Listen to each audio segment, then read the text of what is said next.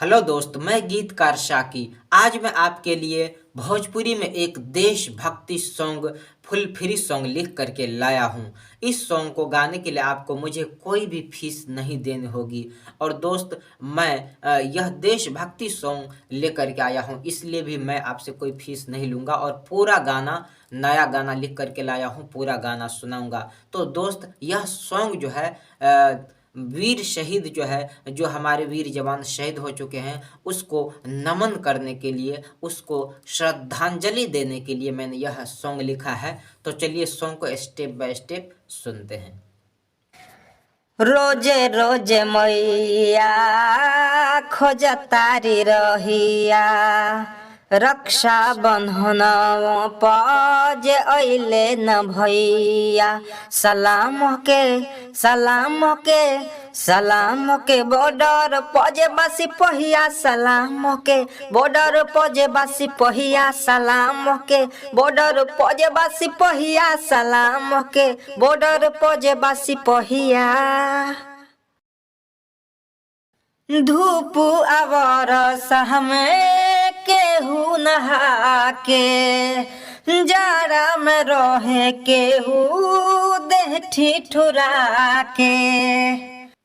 धूप आवर सहमे केहू नहा के, जाड़ा में रहे केहू देह ठिठुरा के। धूप आवर्षा में केहू नहा के, जाड़ा में रहे केहू देह ठिठुरा के। धूप आवर्षा में केहू नहा के, जाड़ा में रहे केहू देह ठिठुरा के।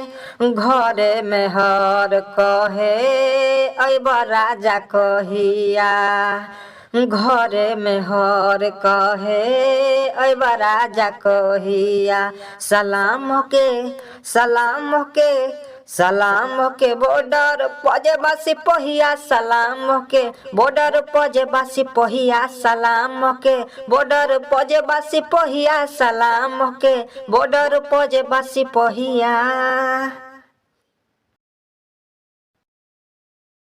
आपन जान देशवा पहजवारे, मोर से पहिले जे हिम्मत नहारे।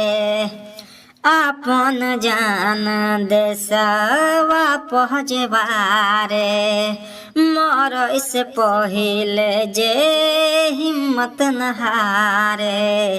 अपन जान देशवा पजेवारे, मरे से पहले जे हिम्मत नहारे।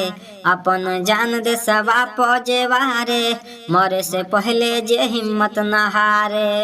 उहे होला देशवा के असली सिपहिया, उहे होला देशवा के असली सिपहिया। सलाम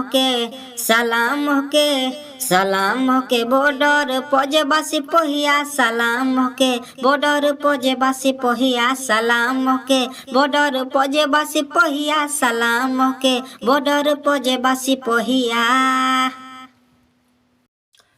तो सॉन्ग कैसा लगा कमेंट ज़रूर कीजिए और इस वीडियो को एक लाइक कर दीजिए। अगर आपके कुछ दोस्त हैं जो सिंगर है, जो ऐसा सॉन्ग गाना चाहते हैं, तो आप यह वीडियो उसको भी एक बार शेयर कर दीजिए।